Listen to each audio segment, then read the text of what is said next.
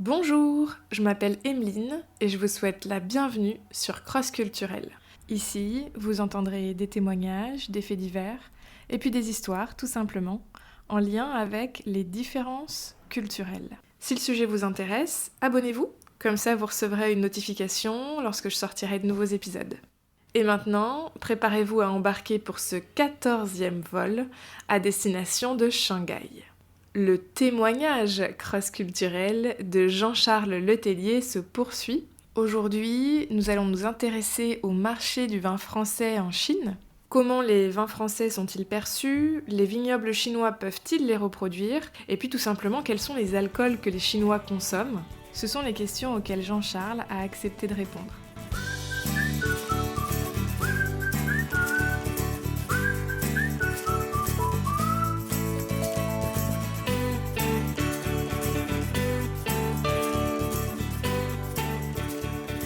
Aujourd'hui, tu travailles donc avec la Chine principalement, mais aussi avec d'autres pays d'Asie. Est-ce que tu peux nous dire un petit peu, nous expliquer un peu quel est ton métier, l'entreprise aussi que tu as créée? Nous Ok, raconter donc un moi peu. alors j'ai deux activités principales. Donc je suis entrepreneur. J'ai créé ma société qui s'appelle Vinifield, qui est une société qui accompagne les dirigeants d'entreprise à exporter leurs vins, champagne et spiritueux en Asie, principalement sur les marchés chinois, japonais, coréens et l'Asie du Sud-Est. Et je donne aussi donc des conseils de consulting, d'implantation de marché sur des stratégies de prix, sur des recrutements, sur pas mal de petites choses, qui fait que ça les aide beaucoup. Au lieu de recruter un responsable commercial ou un directeur commercial agi, bien, ils font des grosses économies puisque je leur apporte des études de marché ou tout simplement des ventes puisque je suis aussi donc agent commercial. Et je suis aussi donc responsable commercial export donc dans une société qui s'appelle Les Bouchages de l'Age, qui est située à Cognac.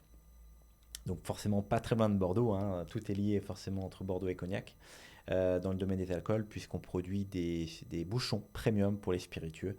Donc on travaille avec des grands groupes comme LVMH, comme Diageo, Pernod Ricard, enfin c'est vraiment des grands groupes. Et donc mon rôle dans cette société-là, c'est de développer le marché asiatique, donc d'aller trouver des distilleries qui fabriquent par exemple du whisky japonais, du soju coréen ou même du baijiu chinois, et donc de leur fournir nos solutions de bouchage pour tout simplement pour augmenter la valeur perçue de leur spiritueux, parce que dans le spiritueux, la question du visuel et de la marque, du marketing est prédominante par rapport au vin, par exemple. Et donc voilà, je fais beaucoup de voyages en Asie, forcément, peut-être entre 3 ou 4 par an, principalement pour aller dans les salons professionnels, Pékin, Shanghai, Hong Kong, Tokyo, donc ça c'est assez quelque chose de courant. Et ensuite, je fais mes tournées. Donc, je vais organiser des tournées dans les différents pays pour aller rencontrer les prospects, les clients. Et ça me permet de développer d'une part l'activité et puis de rester en lien avec ces pays asiatiques qui changent beaucoup. On voit que la Chine reste quand même toujours le moteur quand même de la vie, hein, au niveau de l'économie, toujours, même si elle souffre beaucoup. Il y a beaucoup de problématiques en Chine liées à la crise immobilière, liées à la démographie, on n'en a pas parlé, mais gros problème démographique en Asie. D'ailleurs, de manière générale, les Asiatiques ne font plus d'enfants ou très peu, Mm. ce qui fait qu'en réalité, il se pose le problème de la suite qui va reprendre la relève du pays, parce que forcément l'économie va en être impactée.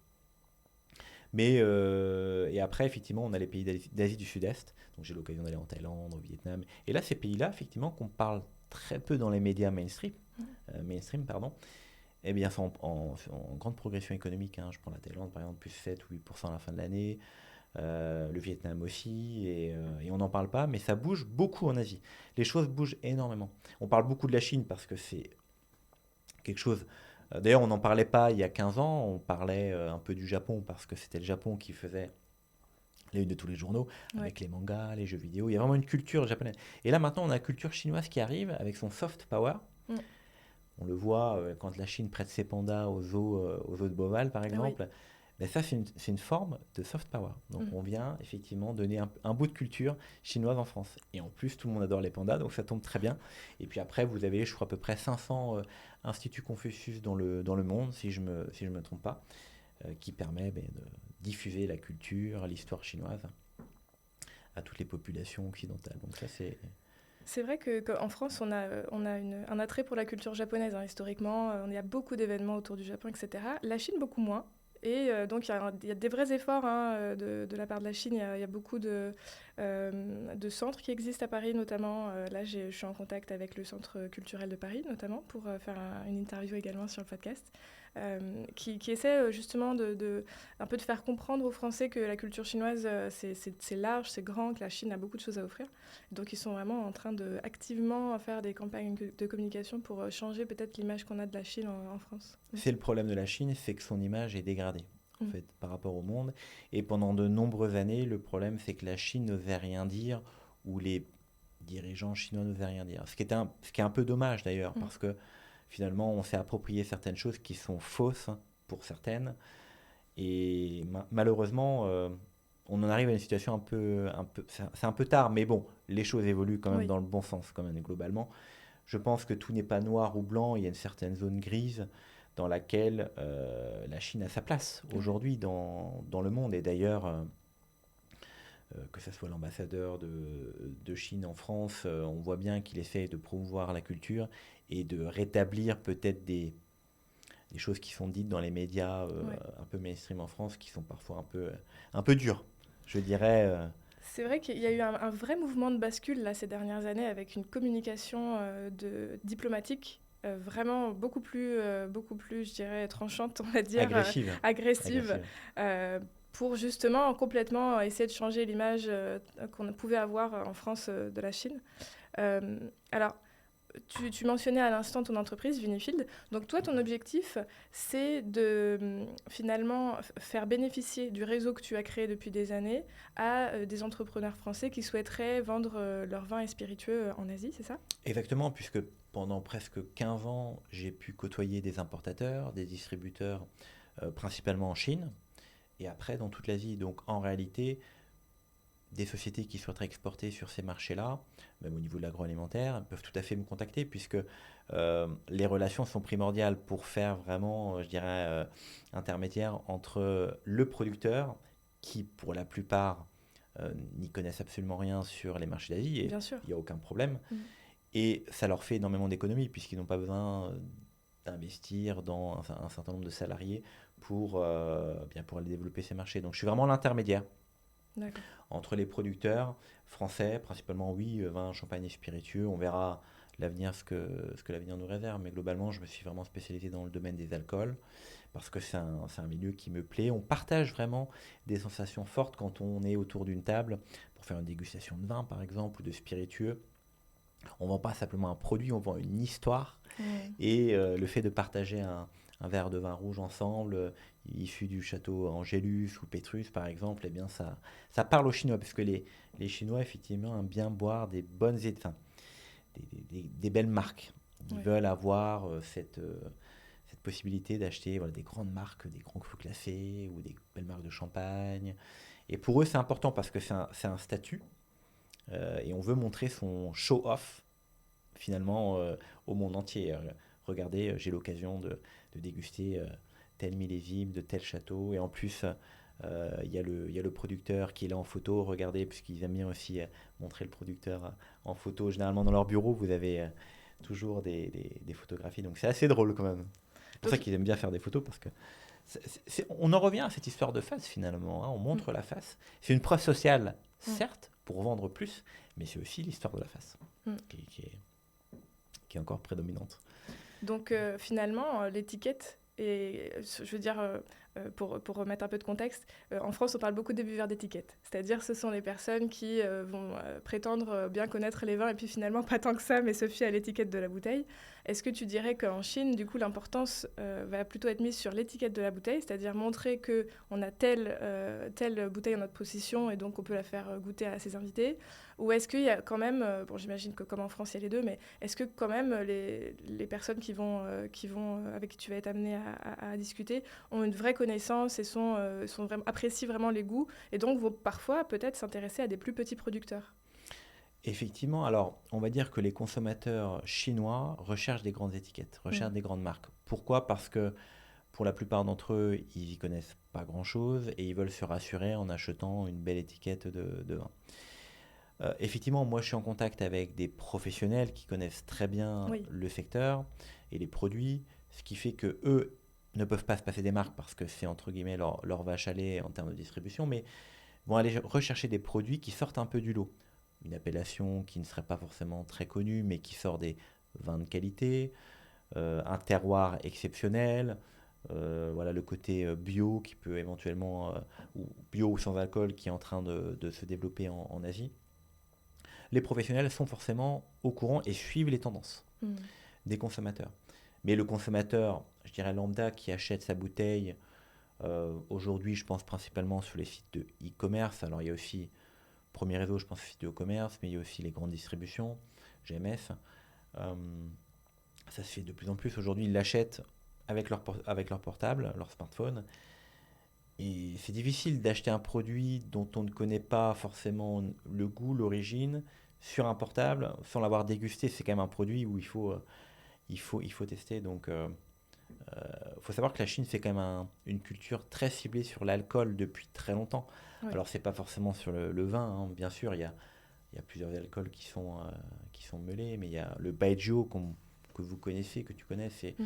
l'alcool de riz, enfin à base de sorgho pour certains, qui est très fort et qui réchauffe les cœurs, Pas que les cœurs. pas que les cœurs, pas que les cœurs. Et puis après, il y a la bière. Globalement, si on pouvait résumer, c'est voilà, le baijiu et la bière qui sont les alcools les plus vendus en termes de valeur et de volume. Et après, le vin, ça vient après parce que les vignobles chinois ont bien investi quand même ces dernières années, hein, Oui. dans les provinces du Shandong, dans les provinces du Ningxia. Il y a des super vins chinois qui arrivent avec des très bonnes qualités. J'étais vraiment surpris de déguster un Cabernet Sauvignon, par exemple, chinois. À l'aveugle, j'aurais dit que ça venait vraiment de Bordeaux. D'accord. Vraiment, j'étais très étonné. Il y a 15 ans, non. Il y a 15 ans, c'était vraiment pas de bonne qualité. Mais aujourd'hui, à l'aveugle, j'étais vraiment bluffé. Donc, Ils arrivent à reproduire quasi à l'identique certains vins français. effectivement, je pense qu'il y a beaucoup d'œnologues français qui sont partis là-bas, ou étrangers, hein, qui les ont aidés à développer bien toute cette partie vinification qui est importante. Le terroir, ils l'ont, puisque la Chine est extrêmement grande et variée, donc en termes de climat, ils ont quasiment tous les climats. Et aujourd'hui, oui, ils produisent leur vin, et c'est le vin chinois qui est forcément vendu le plus en termes de volume aujourd'hui par rapport au vin étranger. Mais ça reste le vin français qui reste très prédominant en bouteille. Donc le vin chinois est plus vendu que le vin français en Tout à fait, Chine ouais, pour tout des à fait. raisons de prix. Parce qu'en réalité, les producteurs chinois arrivent à avoir des coûts de production qui sont bien moindres Mm. que ce qu'on peut avoir en Europe ou ailleurs, par exemple. Et donc les consommateurs chinois consomment beaucoup plus de vin chinois aujourd'hui que de vin étranger. La part des vins étrangers, ça reste minime en réalité. Ouais. Mais comme nous, on est ciblé là-dedans, enfin, on sait très bien que c'est pas la majorité des consommateurs. Malheureusement, c'est qu'une partie de la population qui peut se permettre d'acheter ces vins-là, parce que c'est pas donné non plus, vu les taxes à l'importation qui sont très élevées. Ouais. Ça coûte relativement cher d'acheter une bouteille même une bouteille simple de vin de Bordeaux, c'est pas si donné que ça. Maintenant, ça va. En 2024, c'est quand même beaucoup plus accessible qu'il y a 10 Oui. ans, 15 ans. Il y a un autre phénomène qui est le phénomène des contrefaçons. Ça, c'est un gros problème pour les producteurs, à la fois en Chine, mais aussi à l'étranger. Donc, puisque ça existe toujours, la contrefaçon en Chine, même dans les alcools, ça existe. Je me suis déjà retrouvé, par exemple, à Chengdu, Mhm. à boire du faux baijiu, par exemple, même du faux baijiu. Mm. Et donc, comment on le reconnaît? Ben, c'est simplement qu'en fait, il est mélangé à d'autres alcools ou il est dilué. Et ça fait vraiment mal à l'estomac. On se sent vraiment très mal après l'avoir bu. Et j'ai eu des mauvaises expériences après avoir bu cela. Et ça, par contre, ça a bien changé quand même, dans le bon sens, hein, Ouais. depuis des années. Mais ça existe toujours. Donc, les Chinois, quand ils achètent un vin, par exemple, étranger, ils veulent vraiment s'assurer que c'était, par exemple, je dis une bêtise, hein, mis en bouteille au château, et s'ils ont la possibilité de venir voir, déguster et raconter une histoire à leurs clients pour sécuriser le business. Parce qu'il y a toujours cette appréhension de dire est-ce que c'est vraiment... Écoute, c'est hyper intéressant ce que tu dis parce que j'ai eu une expérience comme ça en 2015 à Chongqing justement, donc juste à côté de Chengdu. C'est que il y avait une bouteille de Bordeaux dans le restaurant dans lequel je me trouvais. Et donc j'étais avec un ami français et une amie chinoise. Et on a ouvert cette bouteille et j'aurais mis ma main à couper que c'était du jus de raisin à l'intérieur. Et il y avait bien l'étiquette du vin de Bordeaux dessus. Vraiment, ça ressemblait vraiment trait pour trait à une bouteille de Bordeaux. Mais c'était du jus de raisin à l'intérieur. Et donc, finalement, on rentre dans ce que tu disais là, du phénomène de contrefaçon. Ça ne me choque pas du tout. Et même à Shanghai, hein, je me rappelle une fois avoir pris un verre de vin et c'était pas du vin. Et je me suis dit, bon, vous vendez le vin, enfin, le verre, je crois que c'était une fortune, hein, ça coûte peut-être 15 euros le verre ou quelque chose comme ça. Et c'était du faux. Donc ouais, j'étais un peu en colère, mais bon, bah, c'est surtout pour le consommateur final, à la limite, moi, c'est pas Oui, très grave. Mais pour le consommateur final qui veut finalement, on lui fait croire que c'est du vrai vin, et ben non. Finalement, c'est une grosse dommage. surprise. Un peu dommage, ouais. Un peu dommage. Euh, au niveau de la perception tout de même, alors, même si le vin chinois est plus vendu que le vin français, dans l'image collectif, dans l'imaginaire collectif chinois, est-ce qu'on va préférer un vin français, un vin australien, un vin chilien, un vin chinois, dans un petit peu l'image un peu premium qu'on peut avoir de la bouteille de vin? Quelle est l'origine qui va être préférée par les Chinois? Mais je dirais que la France a vraiment un avantage par rapport aux autres pays, c'est que dès qu'on parle de la France, les Chinois tout de suite, ils nous mettent une étiquette. Oui, les Français sont romantiques, ils sont Oui, élégants, toute une histoire, un storytelling qui est assez impressionnant. Donc, du coup, quand on vend des vins français en Chine, eh bien, on a cet avantage qui nous aide à vendre plus. Et d'ailleurs, on vend aujourd'hui, en termes de vins embouteillés en Chine, enfin des vins en bouteille, pardon, vendus en Chine, c'est la France qui est toujours prédomine. Par contre, depuis ces dernières années, effectivement, la concurrence est rude, notamment en Australie, au Chili par exemple, où ils arrivent à faire des vins de très bonne qualité, oui, mais avec des contraintes beaucoup moindres que nous on a dans le cahier des charges de production de vin, qui est vraiment très strict. Je prends un exemple simple, par exemple, en France, le terme donc chaptalisation, le fait de rajouter du sucre dans le vin pour augmenter justement le degré alcoolique, c'est quelque chose qui n'est pas autorisé en France, sauf dans certains cas ou dans certaines appellations. Au Chili, en Australie, c'est tout à fait possible. Donc, effectivement, on ne joue pas sur les mêmes règles. oui. Et en plus, ils ont des coûts, pour la plupart, des coûts de production qui sont beaucoup plus faibles. Donc, ils ont réussi à conquérir le marché chinois par le fait que, à la différence des vins français, c'est que le producteur français, si je le généralise un peu, je caricature un peu, mais il fait un vin pour lui-même en premier. Et si vous aimez bien, eh bien, c'est super, vous pouvez en consommer.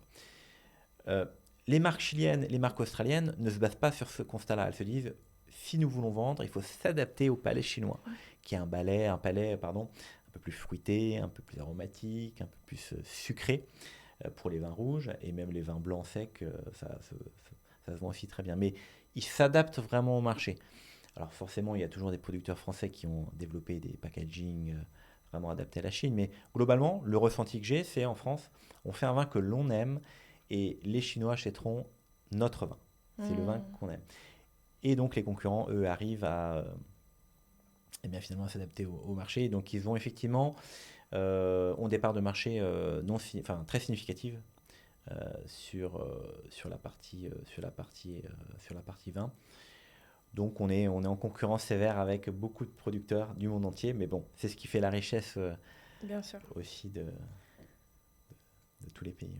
Ce qui est intéressant, c'est que c'est vrai que dans la plupart des domaines, j'ai tendance à dire que les entreprises qui fonctionnent très bien en Chine, c'est celles qui s'adaptent au marché chinois. C'est vrai que le marché chinois a des contraintes vraiment spécifiques, et puis les consommateurs chinois ne veulent pas la même chose que les consommateurs français, tout simplement. C'est vrai que je n'avais pas pensé que ça pouvait s'appliquer au vin. Parce que c'est vrai que le vin, on a vraiment... en plus, surtout en France, on a l'image du vin, et du coup, on se dit, bah, le vin tel quel va fonctionner partout dans le monde, alors qu'en fait, non. Et ça rejoint l'une de mes questions que je souhaitais te poser, c'était euh, en ce qui concerne le vin, quelles sont les préférences des Chinois? Est-ce qu'ils vont plutôt aimer le rouge, le blanc? Est-ce qu'ils vont plutôt avoir un palais, ils vont aimer le tanin? Est-ce qu'ils vont plutôt aimer les vins fruités? Et puis, ça rejoint une question que me posait l'une de mes abonnées sur Instagram. Elle me posait la question des labels. Est-ce qu'il y a des labels que les Chinois souhaitent absolument avoir sur les bouteilles qu'ils achètent? Tu parlais du bio tout à l'heure. Euh, Alors, avant de répondre à ta question, je vais déjà parler d'une citation chinoise qui est assez connue, que tu connais probablement, qui est Zhou xiang sui fu, hein, qui est oui, donc, quand on est à Rome, faites comme les Romains, hein, c'est la oui, première citation qu'on apprend quand on apprend le chinois, enfin en tout cas pendant les premiers cours. Et donc en réalité, quand vous allez en Chine et que vous souhaitez développer votre activité en Chine, il faut bien sûr s'adapter au marché des consommateurs chinois.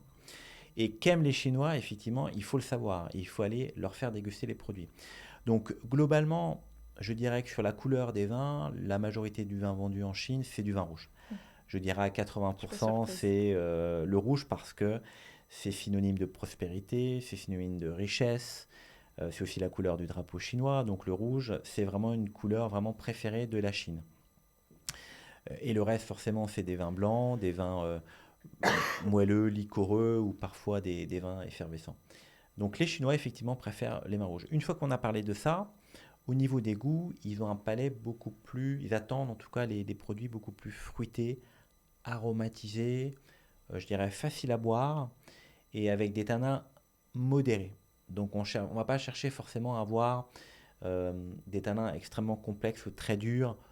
Je parle bien sûr pour la majorité des consommateurs finaux qui vont boire leur bouteille en Chine, hein, qui ne sont pas forcément des grands professionnels, vont rechercher ce type de vin. Ensuite, les professionnels, eux, ont d'autres goûts, mais globalement, c'est un peu ça. Et il y a aussi les vins blancs, je dirais moelleux, liquoreux, qui se vendent aussi pas trop mal en Chine, parce que ça s'adapte bien à la gastronomie chinoise. Mmh. Et notamment, moi, ce que je recommande, c'est que si vous allez dans un restaurant pour manger la fondue chinoise, hein, le huoguo en chinois, eh bien, vous pouvez très bien ouvrir une bouteille de liquoreux, par exemple, ou de Montbazillac, parce que finalement, le côté sucré et très pimenté, eh bien, ça va très bien se marier, entre autres. Ou alors les vins de la vallée du Rhône, parce que le cépage qui est utilisé là-bas majoritairement, c'est le Syrah, qui a un côté vraiment très épicé, très relevé. Et en Chine, dans beaucoup de régions, on mange extrêmement, extrêmement pimenté. Mmh. Donc vraiment, le problème, c'est que la Chine, c'est tellement grand. Du nord au sud, de l'est à l'ouest, les goûts sont complètement différents. Euh, on va manger un petit peu plus effectivement de produits à base de farine, par exemple dans le nord de la Chine. Mais dans le sud, c'est plutôt du riz, voilà, des choses tout à fait communes. Oui. Je sais qu'à Shanghai, on mange pas trop pimenté. Généralement, on aime bien les fruits de mer, on aime bien le côté un petit peu sucré, légèrement sucré, bien sûr. Même si les Chinois ne mangent pas de dessert comme nous, on peut le manger en France. Ouais. Il y a des très bonnes pâtisseries en Chine, hein, maintenant, avec beaucoup de grands pâtissiers de renom qui ont fait leurs ouvertures il y a quelques années. Mais les desserts, c'est pas quelque chose qui est prédominant. Et la différence des repas en France, c'est qu'en fait, tout est servi presque en même temps en Chine. Alors, les Ouais. plats vont venir au fur et à mesure, mais on va très bien manger sur une même table du sucré, des choses acides, du pimenté, salé, avec de l'umami, tout sera mélangé en même temps. Alors qu'en France, effectivement, avec notre entrée, plat, dessert, on respecte une autre forme de gastronomie qui est différente. Mais c'était assez drôle, effectivement, les moments où j'ai pu vivre des repas d'affaires en Chine. On n'en a pas trop parlé tout à l'heure, mais il y a aussi le côté un peu institutionnel. C'est-à-dire quand on est invité par un client lors d'un repas, où il a invité ses amis, ou parfois c'est tout simplement des entrepreneurs, ou des gens avec qui il côtoie, ou ses clients, tout simplement.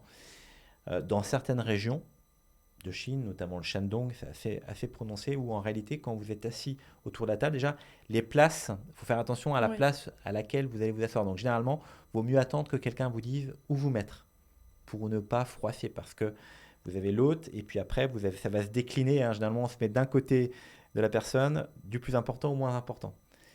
Donc ça, il faut savoir. Il Donc faut ça, je me laisse faire. guider, généralement, c'est très bien, parce que je ne connais pas encore tout. Et après, selon les régions, donc principalement dans le Shandong, parce que je connais assez bien, il va falloir porter 3 toasts. Et pendant ces 3 toasts, donc vous allez soulever votre verre et faire ce qu'on appelle le gambé, hein, donc c'est le cul sec chinois, mais vous faire un discours. Mais vraiment, voilà, un discours sur les relations entre vous et puis votre partenaire. Et là, il faut se préparer parce que tout le monde vous attend. En plus, vous parlez un peu chinois, donc c'est pas toujours évident. Et je me suis retrouvé dans une situation au début, j'ai un peu de mal. Après, ça va, on arrive à apprendre des citations, mais c'était assez stressant ces moments-là Ouais. parce qu'on se retrouve. Et dans d'autres régions, au contraire, c'est tout à fait libre, hein. Je prends le cas de Wenzhou, par exemple, pas très loin, enfin, c'est vraiment au sud-est de Shanghai, pour résumer, où là, c'est un peu plus libre. On va déguster comme on le souhaite. On n'est pas obligé forcément de faire un toast avec tout le monde dans un ordre précis et choisir les personnes importantes. Donc c'est vraiment un pays qui a de multiples facettes et on peut en apprendre, je pense, toute une vie. Oui, il y a un aspect très cérémonial en fait dans le repas. Alors, c'est vrai qu'on a parlé du vin, mais en fait, il y a d'autres alcools en Chine qui sont beaucoup, beaucoup appréciés. On a parlé du baijiu. À part le baijiu, est-ce qu'il y a d'autres boissons qui sont appréciées? Et puis, y compris le baijiu, quand est-ce qu'on va le boire? Est-ce qu'il y a des circonstances particulières pour chaque alcool? Je pense qu'on le boit principalement en repas. En repas au restaurant, c'est très rare de voir un Chinois qui boit sa bouteille de baijiu à la maison. Ça se fait, j'en ai jamais vu en tout cas. Non, ça se fait vraiment en repas au restaurant. On va inviter tous nos partenaires autour d'une bonne table ronde et on va déguster. Alors, ce que j'ai appris, c'est déguster ensemble. C'est rare de déguster son verre de baijiu tout seul dans son coin. On va essayer effectivement d'aller saluer une personne en la remerciant d'avoir signé tel contrat ou d'avoir participé à tel événement. Euh, donc c'est pour moi l'alcool le plus consommé en Chine. Alors, il y a aussi la bière, effectivement, en volume, hein, puisque les Chinois consomment énormément de quantité de bière, hein. Celle qu'on connaît le plus, c'est la Tsingtao, Mhm. qu'on retrouve aussi dans les Oui. restaurants chinois en France. Oui, les consommateurs chinois sont très, très, très intéressés par ce genre de boisson. Mais, euh, mais après, ça dépend vraiment, vraiment des régions. Par exemple, le baijiu, ça sera peut-être beaucoup plus consommé dans le nord de la Chine, tout simplement parce qu'ils ont une résistance à l'alcool qui est un petit peu plus importante que dans le sud. Je me suis retrouvé, par exemple, à boire juste un verre de baijiu avec des gens, par exemple, à Shenzhen, par exemple, vraiment dans le sud de la Chine. Et bien tout de suite, un petit verre, il devenait complètement rouge, parce qu'effectivement, non mais c'est vrai, c'est au niveau de leur génétique, Oui. il y a une Mhm. molécule dans l'alcool qui fait que tout de suite, ils deviennent très rouges. Des fois oui, des fois non, mais c'est assez intéressant. Donc, euh, donc ce côté alcool, oui, il ressort. Mais quand même, je dirais que la consommation globale, elle a quand même un peu baissé en Chine. D'accord. Depuis l'arrivée du président Xi Jinping en Mm. 2013, puisqu'il a mis en place un certain nombre de choses, notamment les lois anticorruption, puisqu'avant les fonctionnaires, ils commandaient énormément d'alcool, et puis surtout pour les fonctionnaires, donc ça consommait beaucoup trop d'alcool, et donc il y a eu une baisse de la consommation notable depuis 2013, donc ça a bien D'accord. chuté. Les Chinois font plus attention maintenant. Ils vont consommer beaucoup moins. Quelque chose qui est assez connu sur la Chine, c'est que pour signer des contrats, on va avoir besoin de boire de l'alcool. Est-ce que toi, c'est ton cas, quand il y a une signature de contrat, en général, ça va être célébré par un verre d'alcool avec ton partenaire ou pas? Je me suis retrouvé dans le cas de figure assez intéressant. C'était à Wenzhou, je crois que c'était en 2016. D'ailleurs, je le raconte dans mon livre. Et à cette époque-là, donc, je rendais visite à mon client, comme chaque année. Et je lui ai la présentation de nos produits, comme chaque année. Et donc, quelques temps plus tard, il me dit, ben voilà, on va aller dîner. Alors, on dîne très tôt en Chine, hein, 17h30, 18h. On se retrouve ensemble à dîner avec tout le monde. Et je me retrouve le seul étranger, le seul français autour de la table. Aucun problème jusque-là.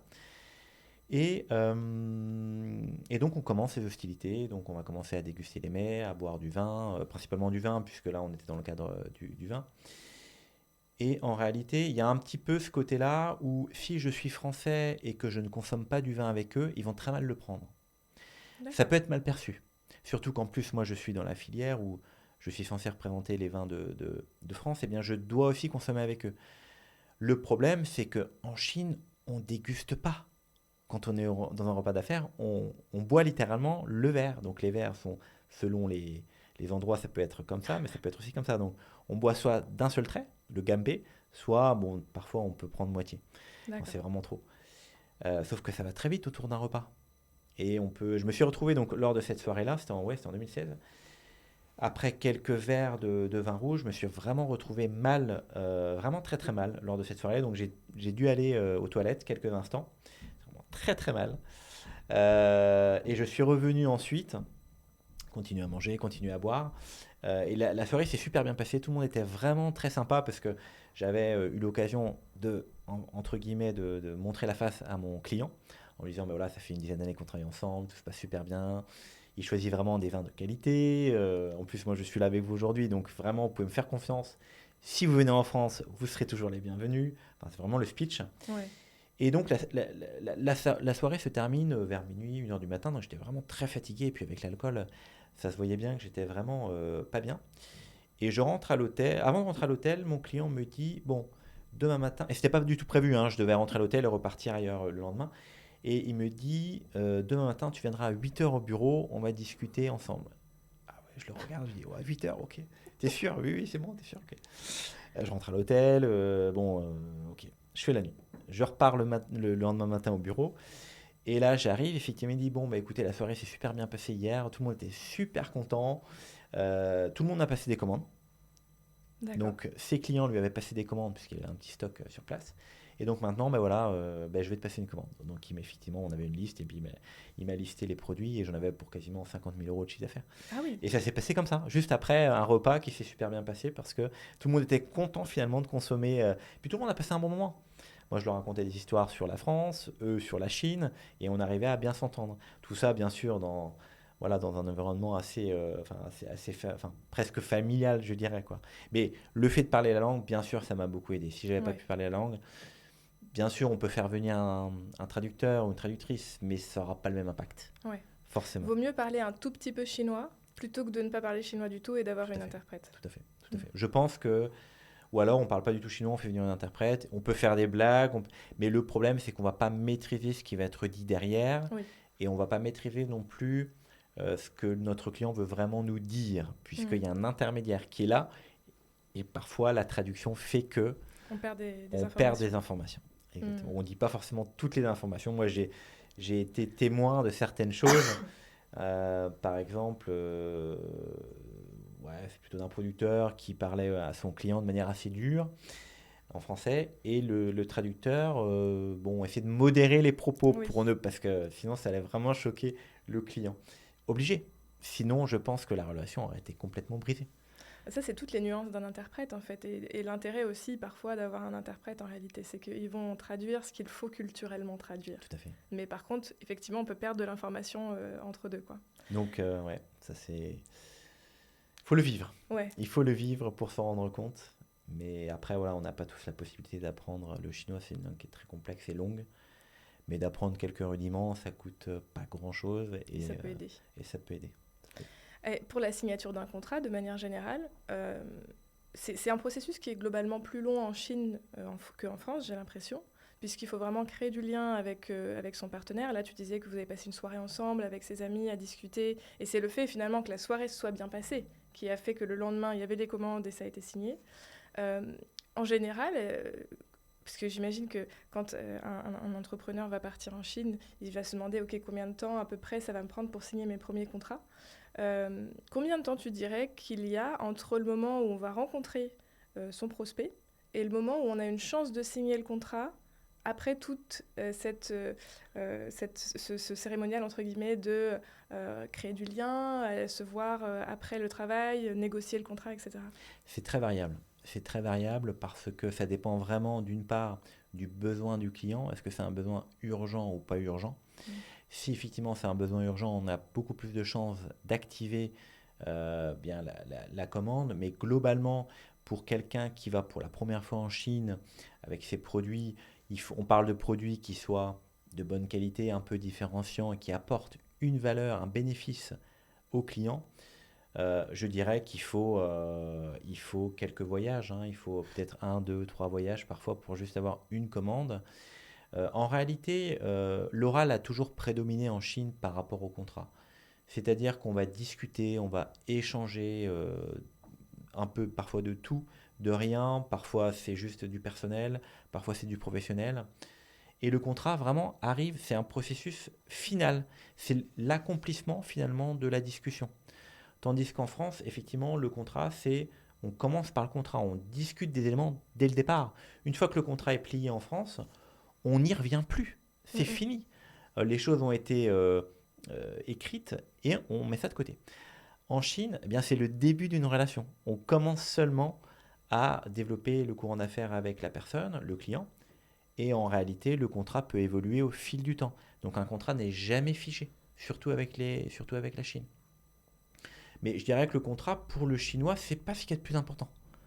Pour le français, oui, parce que ça permet de concrétiser quelque chose, d'avoir quelque chose de concret. Mais en réalité, il suffit juste d'avoir son accord oral. Et globalement, je n'ai jamais eu aucun problème avec un client chinois qui m'a dit, voilà, je passe la commande, il n'est jamais revenu en arrière. Enfin, globalement, quand le produit a été validé, avec les volumes, les prix, les conditions de paiement, les délais de livraison, globalement, le chinois ne revient pas en arrière. Et pareil, j'ai jamais eu de problème de paiement vis-à-vis des clients chinois parce qu'ils payent toujours. Ça peut arriver dans certains cas sur des gros montants, ils ont des difficultés. Bon, alors, parfois la difficulté de certains clients chinois, c'est qu'ils ne vont pas vous dire qu'ils ont des grosses difficultés de paiement en ce moment parce que c'est toujours ce problème de face. Donc on ne vous dit rien, on vous laisse un peu dans l'expectative. Et si vous ne creusez pas un peu, eh bien, vous vous dites, mais attendez, il devait payer, il ne paye pas, ça fait un petit moment, qu'est-ce qui se passe? Eh bien, il faut juste le laisser, faut creuser un peu et lui demander pourquoi cette situation.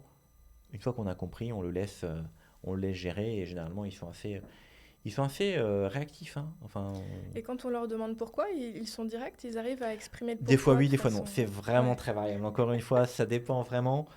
Euh, Même de mes clients que je connais depuis plus de 10 ans, pour certains d'entre eux, je leur demande, bah, tiens, est-ce qu'il te reste encore un petit peu de stock de telle marchandise? C'est juste pour moi savoir si il y en a encore beaucoup, enfin, comment je peux m'organiser? Eh ben, ils vont pas me répondre. Ils ne vont pas me répondre. Donc leurs affaires, c'est leurs affaires. Leur D'accord. business, c'est leur business. Alors parfois oui, mais c'est rare quand même qu'on m'ait dit, ah ben tiens, il reste effectivement tel produit, telle quantité. Alors parce qu'ils se disent, mince, si je dis vraiment les choses, il va penser que j'ai pas bien vendu le produit. Donc il y a ce problème de face, encore une fois, qui est là. Donc vraiment, tout revient à ça. Bien sûr, il y a des clients qui vont vous dire ce qu'il en est, hein, bien évidemment, je ne suis pas en train de généraliser, mais globalement, moi, ce que j'ai vécu, c'était un peu ça. Et s'il y a une vraie problématique, mais que tu n'arrives pas à obtenir de réponse, comment est-ce que tu fais? Alors, c'est problématique. C'est problématique. En fait, en Chine, une non-réponse, c'est une réponse. Ouais.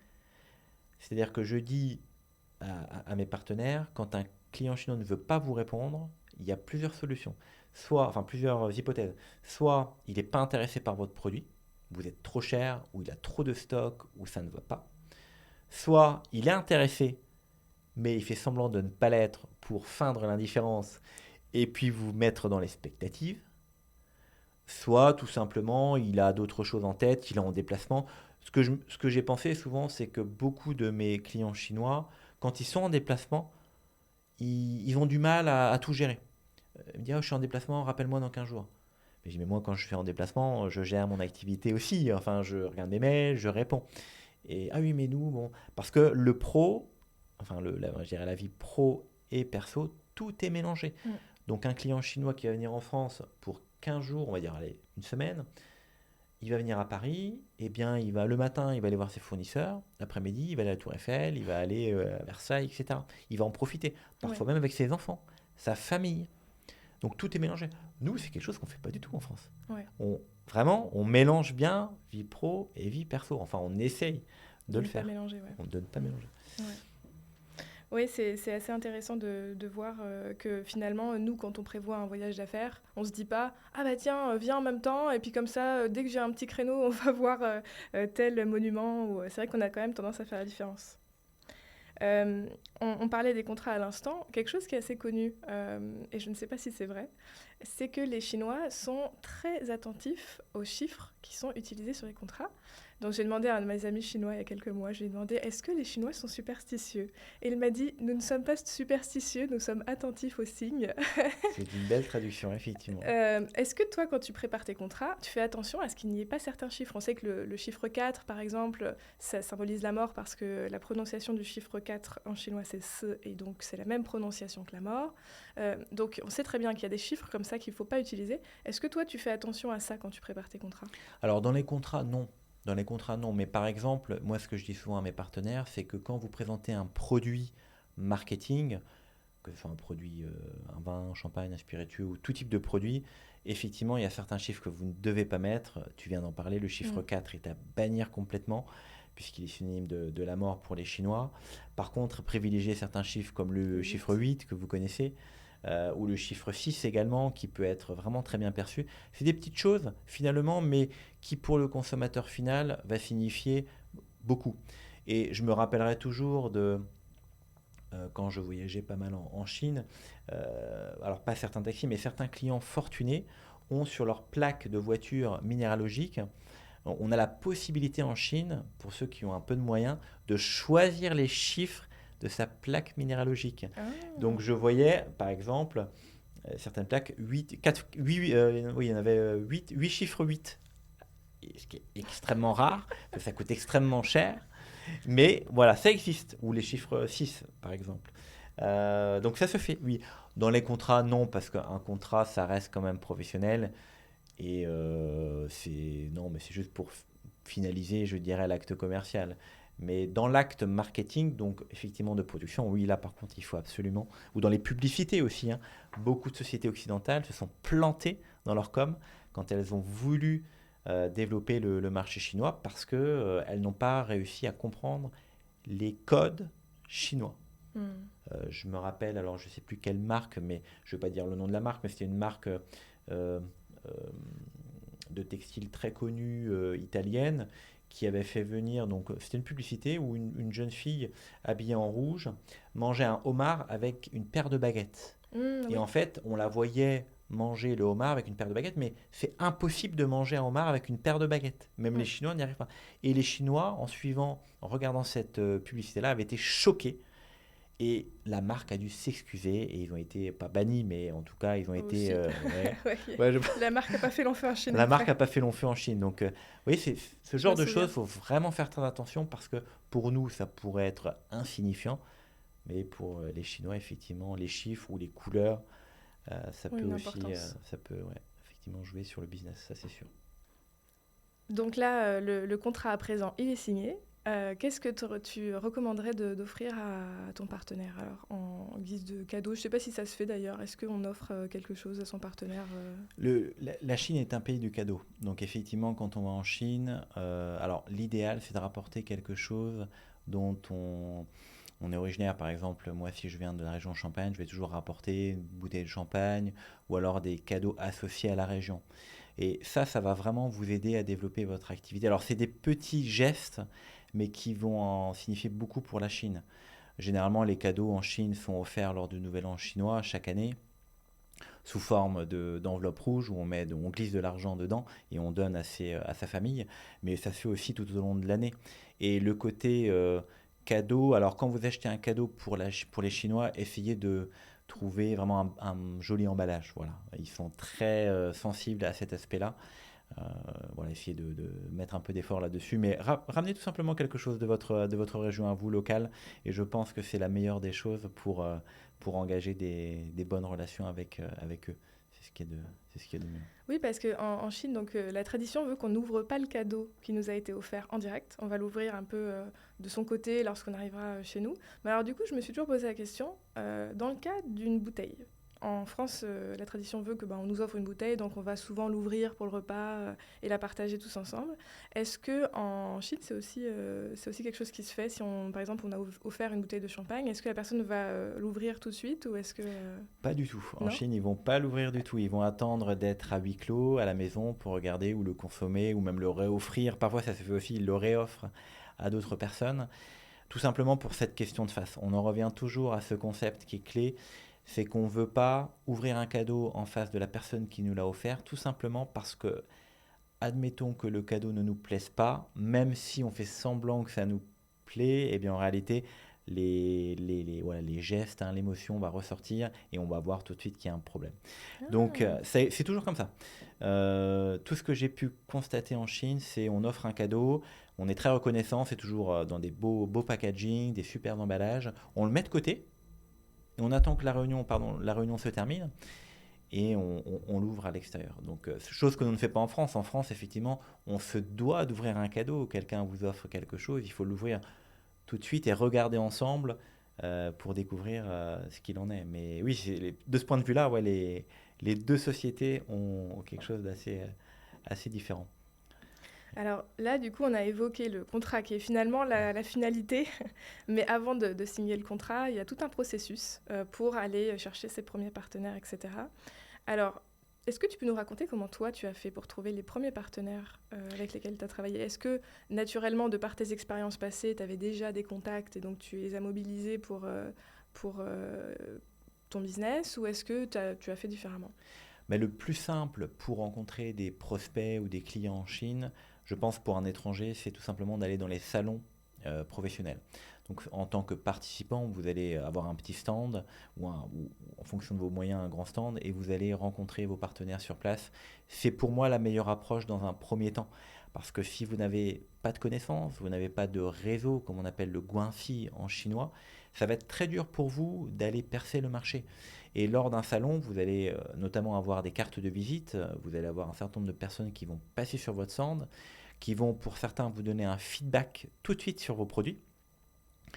Et c'est pour ça, préparez bien aussi votre liste de prix parce que soyez en cohérence par rapport à ce qui se fait en Chine. Parce que si vous vendez quelque chose qui est beaucoup plus cher par rapport au marché, vous allez être décalé et les Chinois ne vont pas du tout avoir d'intérêt à votre produit ou service. Donc vraiment, pour moi, la meilleure des choses, c'est les salons. Après, vous pouvez aussi adhérer à des clubs au niveau des CCI, par exemple, hein, les chambres de commerce et d'industrie. Dans les différentes villes comme Pékin, Shanghai, il y en a pour les entrepreneurs. Bien sûr, bon après, il y a d'autres moyens, mais pour moi, c'était vraiment les salons. Et c'est là que je rencontre tous mes clients chaque année au même endroit. Et après, ben, j'organise mes propres tournées commerciales dans le pays. Ça se fait aussi souvent de faire de la prospection pure, hein, attention, mais le problème de la Chine, c'est de trouver les bonnes informations sur Internet, puisque Google n'existe pas. Donc le moteur de recherche, c'est Baidu. Et sur Baidu, on ne trouve pas toutes les coordonnées des petites entreprises, des moyennes.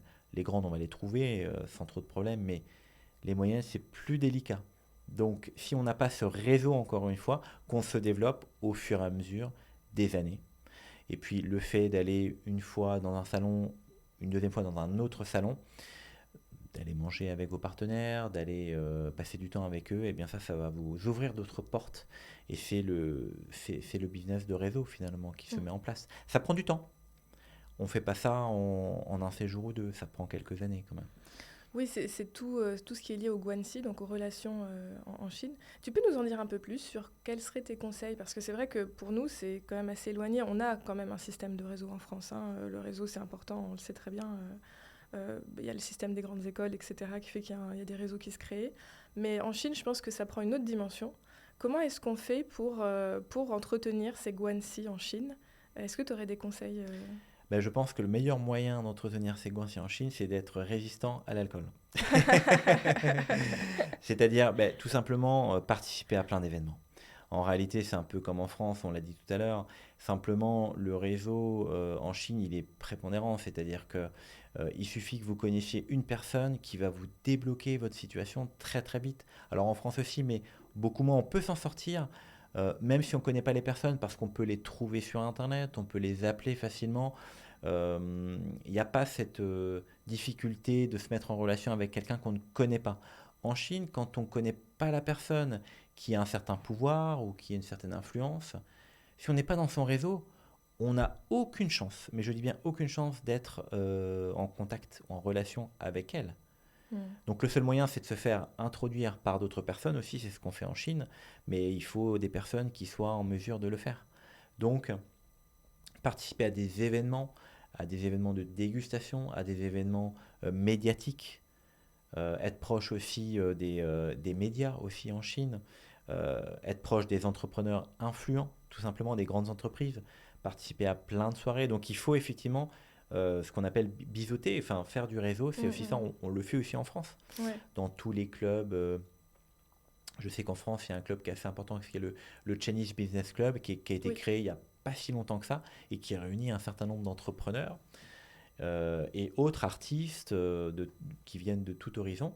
C'est si je devrais résumer, en fait, finalement, c'est saisir toutes les opportunités qu'on peut avoir pour aller à la rencontre des personnes, pour aller à des événements ensemble et pour créer du lien finalement.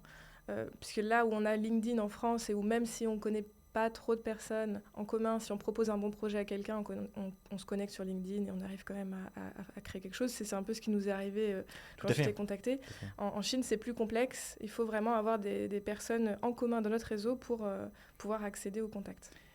Exactement. Si on cherche à contacter des personnes vraiment très influentes, on n'a quasiment aucune chance, à Ouais. moins vraiment de se faire introduire. En France, on peut quand même y arriver de manière plus simple, hein. On parlait de LinkedIn tout à l'heure, qui est un très bon réseau professionnel. Mais en Chine, bon, il y a WeChat. Et WeChat Mm. aussi, c'est quand même très... bon, pas que WeChat, il y a sur Hongshou, il y a plein Oui, bien d'autres sûr. Réseau. plateformes qui sont très importantes. Mais oui, il faut se montrer. Il faut se montrer, il faut aller rencontrer les gens, il faut aller contacter et passer du temps avec eux. Et en fait, ce que moi j'ai compris, c'est que pour bien réussir du business avec la Chine, c'est que il faut vraiment qu'on apporte de la valeur à la personne avec qui on veut travailler avec. Si on n'a rien à apporter, finalement, c'est un peu triste de dire ça, hein, mais c'est un peu le côté opportuniste. C'est finalement, si on n'a rien à apporter, eh bien, la personne ne va pas vouloir rester en contact avec vous parce que on va pas perdre de temps. Ouais. Si par contre, vous allez apporter peut-être une opportunité de dingue et en contrepartie, ben, vous pouvez échanger les services, là oui, vous pouvez avancer ensemble. C'est un peu le cas aussi en France, mais Oui. peut-être un peu moins. Un peu moins. Oui, c'est vraiment des situations de win-win, quoi. C'est vraiment une Mm. situation de win-win. C'est D'accord. vraiment ça qu'il faudrait peut-être retenir dans le côté business, c'est que le côté opportuniste c'est très important en Chine, chez les businessmen d'autant plus.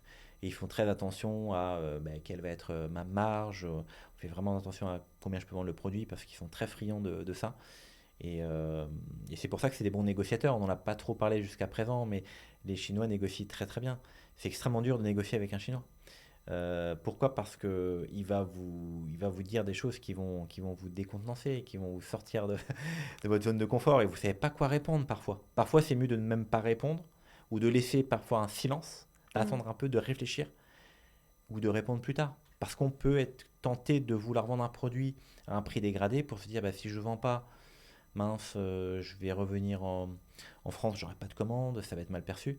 Mais en fait, vous avez dégradé la marge du produit. Lui, il a fait une super affaire. Vous êtes semi-content et c'est pas ce que je recommande. Vraiment, Ouais. faut que ça soit vraiment équitable aussi. Attention, hein, ils vont vous tester, les Chinois.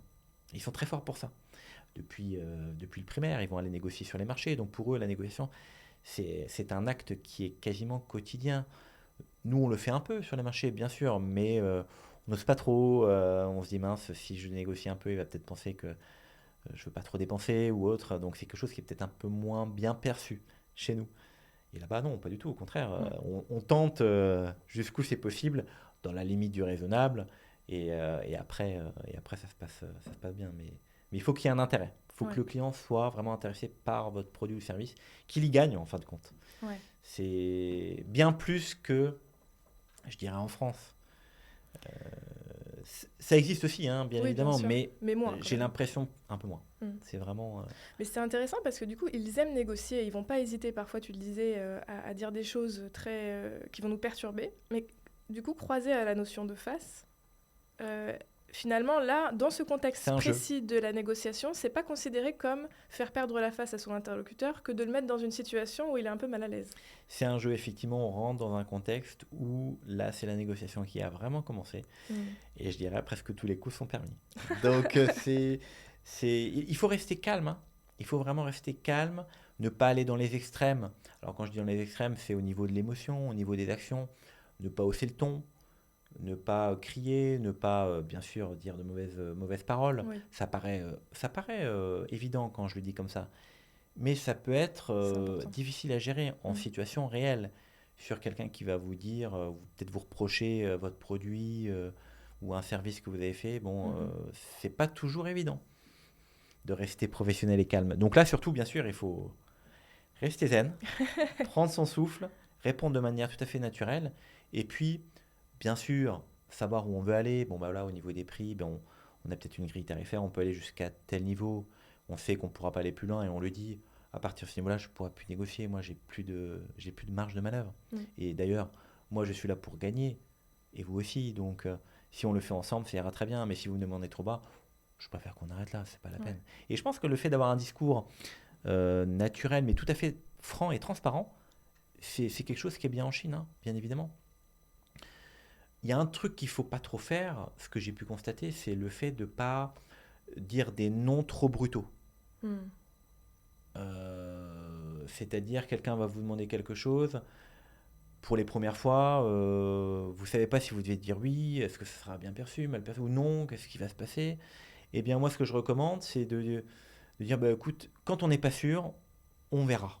On Mm. verra, ça nous laisse le temps de réfléchir. Parce que si on dit un oui, mais finalement on le fait à contre-cœur, ben, ça va nous retomber dessus, on ne sera pas content. Et, voilà. Et si on dit non, non, comme on a l'habitude de dire en France, hein, non, je ne ferai pas ça, je n'ai pas envie de travailler de cette manière, non et non, et bien là, ça va tout de suite les décontenancer pour certains d'entre eux. Après, dans le business, il y en a qui sont habitués à l'entendre, mais vraiment ce côté brutal, un peu, pas violent, mais on va dire agressif que nous, on a en France, évitons de le faire, essayons de trouver une harmonie ou un équilibre entre les parties. C'est- Ouais. Ça, c'est important quand même à prendre en compte. On en a beaucoup parlé un petit peu en filigrane pendant notre interview, mais on a parlé beaucoup de la face. Est-ce que tu peux nous en dire un petit peu plus sur la dimension que ça prend? Parce que je pense qu'en France, on a tendance à faire un raccourci. C'est de dire que la face, c'est tout simplement ne pas faire honte à son interlocuteur. Mais en fait, je pense que c'est plus profond que ça. Je pense que c'est un peu plus complexe. Est-ce que tu peux nous en dire un petit peu plus et nous expliquer, toi, ton expérience de la face en Chine? Ben, moi, j'ai une anecdote assez terrible qui m'est arrivée lors de mes premiers séjours en Chine. C'est que ben, j'ai fait une grosse erreur, une grosse bourde lors de mes premiers séjours en Chine. Quand je suis arrivé donc à un repas avec mon client, on avait finalisé quasiment le contrat, tout était OK, et on arrive au repas pour dîner ensemble. Et jusque-là, aucun problème, hein, on s'assoit, on commence à porter quelques toasts, pardon, quelques verres de vin, et tout se passait plutôt super bien. Sauf qu'il a commencé à aborder quelques points du contrat, en réalité, bon, c'était pas forcément le bon moment d'en parler, mais enfin, bon, bref, ça s'est arrivé comme ça. Et je l'ai pas repris, mais il y a un certain point qui n'a pas été bien clairement exprimé. Et donc, je me suis permis simplement de rectifier, on va dire, les choses de manière assez naturelle, sans aucune agressivité ni prétention. Mais en réalité, c'était la plus grosse erreur que j'ai faite. C'est-à-dire, effectivement, ne jamais reprendre un client chinois ou un fournisseur en repas, surtout devant tout le monde. Et je l'ai fait de manière tout à fait naïve et naturelle, mais même ça, c'est mal passé, puisque après le repas, on a pu garder de contact. En fait, il m'a Ah oui. blacklisté de mon WeChat et j'ai pu avoir accès à lui du tout pendant. Enfin, je sais plus ce qu'il fait aujourd'hui, c'est-à-dire que c'est Ah vraiment d'accord. terrible. Et malheureusement, c'est de mon fait, c'est de Hmm. ma propre problématique. Donc, je m'en rappellerai toujours de cette histoire-là. Quand vous déjeunez, quand vous dînez avec quelqu'un, avec un client, un fournisseur, je dis pas qu'il faut dire oui à tout, bien évidemment, mais si vous sentez qu'il y a des sujets dont il parle qui sont pas forcément corrects, bon, c'est peut-être pas la peine d'en parler devant tout le monde, parce que de toute manière, ça va pas changer grand-chose. Mais comme j'étais extrêmement jeune et je me suis dit, ben, pourquoi pas corriger le truc tout de suite, ah ben oui, quelle erreur que j'ai faite et je m'en rappellerai toute ma vie. Ah oui, donc là, carrément, le fait d'avoir, même pas forcément contredit, mais simplement repris un petit peu sur un détail du contrat, ça t'a... C'était la pire erreur que j'ai pu faire en chinois, effectivement. C'est C'est violent. c'est très dur. Ouais, c'est violent, c'est violent, c'est violent. Écoute, je te remercie, c'est vraiment hyper intéressant. Tu nous as donné beaucoup de conseils sur la façon de gérer en Chine. Alors, si on m'écoutait, on ferait encore 3 heures d'interview, mais il faut qu'on termine. Alors, j'ai noté quelques questions des abonnés que j'ai sur Instagram. Donc, ils sont pas très nombreux, j'en ai à peu près 160 pour le moment. Mais quand j'ai dit que j'allais interroger Jean-Charles Letellier, j'ai eu beaucoup de questions. Et donc, j'en ai sélectionné pour toi, j'en ai sélectionné 2. La première, donc je te la lis. En 2010, de nombreux châteaux bordelais ont été rachetés par des investisseurs chinois. Après le Covid, ces domaines ont souvent été revendus en masse et parfois à très bas prix. Dirais-tu que les investisseurs chinois adoptent une approche plus pragmatique dans leurs affaires comparée à la France, où l'attachement à l'histoire familiale d'une entreprise est souvent plus fort? Alors oui, on en a parlé tout à l'heure, hein, les entrepreneurs chinois ont une approche beaucoup plus pragmatique que les entrepreneurs français. Ça, c'est oui, pour la première réponse.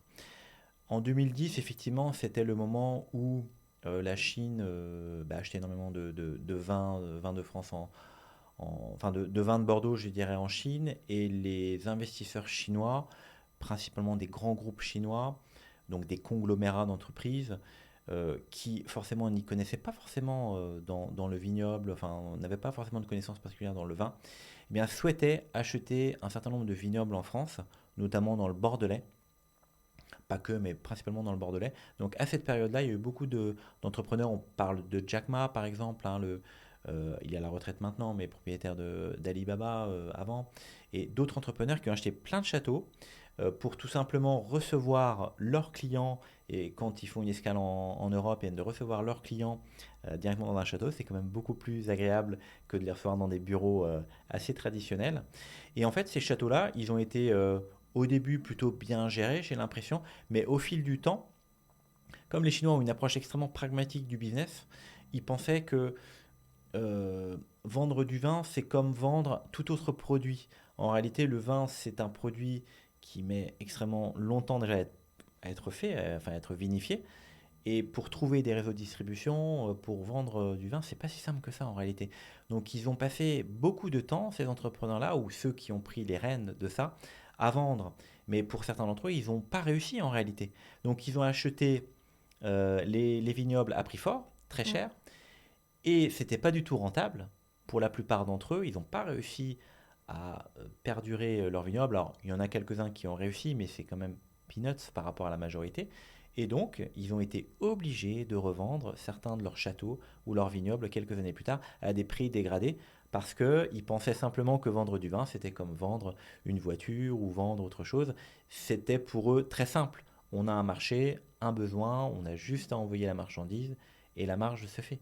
Sauf que la Mm. concurrence étant telle, même déjà à cette époque-là, que c'était beaucoup plus difficile de trouver des débouchés qu'ils pensaient réellement. Donc il y a eu effectivement, je pense, un mirage. Ils pensaient faire des super bonnes affaires et ils l'ont acheté tout simplement parce qu'ils voulaient avoir un statut social et puis avoir une attache en France. Mais ce n'étaient pas des châteaux qui étaient rentables. Ils Mm. n'étaient pas super bien organisés et je pense qu'ils avaient une approche pour le coup peut-être trop pragmatique. Euh, L'autre question qui avait été posée, ça rejoint un petit peu ce que tu viens de dire, c'est que le marché est très concurrentiel en Chine. Et pour autant, on sait que l'une des valeurs prédominantes des Chinois, c'est l'humilité. Comment on fait pour rester humble tout en démontrant sa spécificité pour être suffisamment concurrentiel face aux autres sur le marché? C'est toute la difficulté, effectivement, parce qu'il faut à la fois montrer son expertise, son savoir-faire, tout en gardant cette humilité qui est extrêmement importante en Chine. Et ce que je recommande souvent, c'est que quand, par exemple, vous allez rencontrer un client potentiel ou un prospect potentiel, essayez de vous entourer de personnes, que ce soit des Chinois ou des personnes parlant le mandarin, qui vont vous introduire et qui vont vous présenter à la personne. Comme ça, ce n'est pas à vous de parler, c'est à la personne de vous présenter. Et de cette manière-là, vous n'avez pas l'impression d'être quelqu'un de prétentieux ou d'orgueilleux, Hmm. puisque la personne vous introduit. C'est une bonne technique pour passer auprès des Chinois. Par contre, effectivement, ça ne peut pas arriver toujours comme ça. Vous êtes en face de votre client, il arrive, il faut bien présenter votre produit ou votre service. Donc, il faut rester naturel.